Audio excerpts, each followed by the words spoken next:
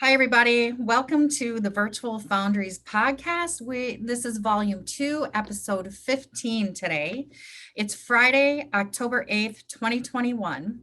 The time is 11:05 a.m. and the temperature is a lovely 63 degrees Fahrenheit here in southern Wisconsin. That's 15.6 degrees Celsius for you Celsius users. So we're cruising right into fall and really enjoying these cooler temps. I'm Tricia Cease, president of the Virtual Foundry, and with me as always is Brad Woods, our founder, inventor, and all-around science guy. Say hello, Brad. Hello, everybody. So today we're talking about change. Now, as you know, I love business. I love doing business. I love talking about business. I love thinking about business. And my favorite current business topic is change. And that's because everything is changing. And there are two major shifts that we're going to be talking about today. The first is in distribution, and the second is in innovation. So when we look at distribution, we did see the beginnings of a labor shortage, especially in the trades, long before the pandemic. But the pandemic spurred a great reorganization of the workforce.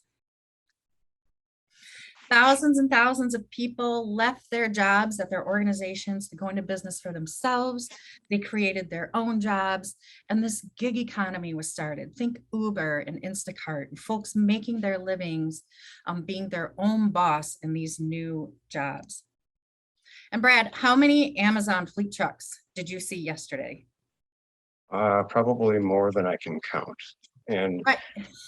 as an interesting tidbit, we have a trailer truck manufacturer in town, Stoughton Trailer, and Amazon buys a lot of their product, so they're constantly leaving Stoughton with Amazon logos on them. Yes, great. Thank you for that local plug. So all of these jobs are new. Meanwhile, all of the jobs that those folks were doing before are still there. And the second thing that's happening, especially in the US, is that the baby boomer generation, which started in the mid 40s, is now leaving the workforce. They're retiring, they're aging out of the workforce. And since they have been the largest generation in US history, just simply by birth rate statistics, we don't have enough people to take over the jobs that that generation is leaving. The second major change that we're seeing today is in innovation. I mean, just look at additive manufacturing. This is the space where we live every day, yet many people have never heard of it and barely know what a 3D printer is. Meanwhile, it's getting more prolific and touching more parts of our lives by the week. And it's bringing change in product design, in material offerings, and it's also solving problems that we thought were unsolvable till now. Agreed. And one of the things that's spurring this change is access to access to the equipment needed to make parts for people. It's been called the democratization of 3D metal or metal manufacturing.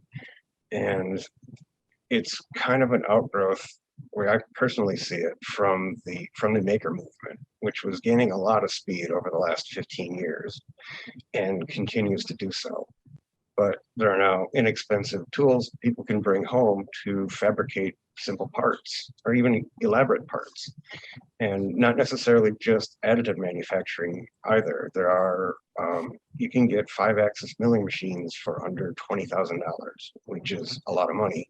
But there's a company near here, Tormach, and they're pretty much the industry leader in the prosumer market for high-end machining, and they're everywhere. It's remarkable. So why is it important to consider change? As companies, we have to innovate. We have to recognize that the old ways of doing things can no longer meet demand.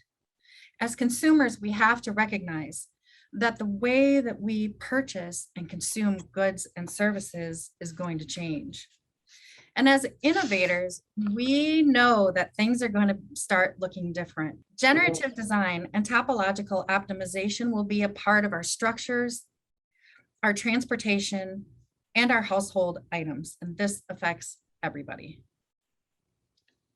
Agreed. And much of like the way the parts look, the reason parts look the way they do on your car, for example, aren't necessarily to solve the problem.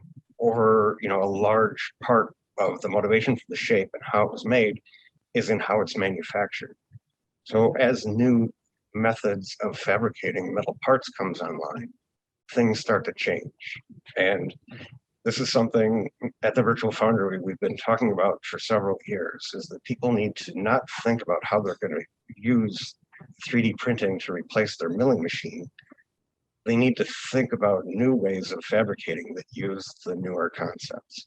And this is, as you mentioned, the generative design concept lends itself wonderfully to 3D metal additive manufacturing.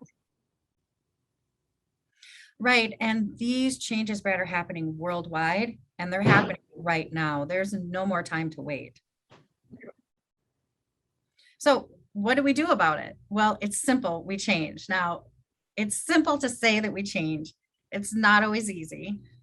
People can be afraid of change, but it's very important that we go boldly forward into the future. And how we change is up to every person and individual, but we have to be looking forward. We have to be considering those impossible what ifs and how could we's.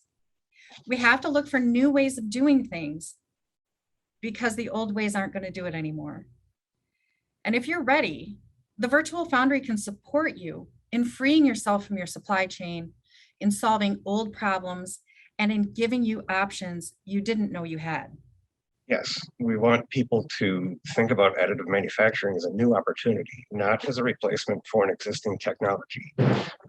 Thinking of new ways to solve old problems and new ways to solve some of the new problems that are created by the new changing, evolving marketplace and everything. Shipping is such a big thing right now, and trying to get materials, raw materials into the United States has never been more difficult than it is at this very moment.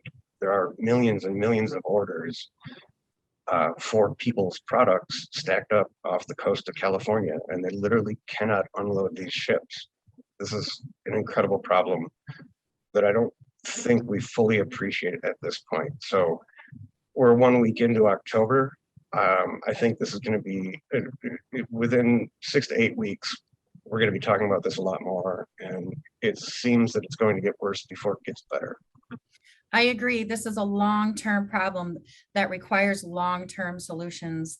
There's no simple answer. We have to change. Agreed. Brad, I have one more very important question about change for you before we wrap up today. All right. How many psychologists does it take to change a light bulb?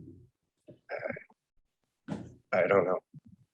It only takes one, but the light bulb has to want to change. Nice. Hey, if you'd like to participate in a podcast like this one, we'd love to have you as our guest. Write to us at info@thevirtualfoundry.com, and we will see you next time.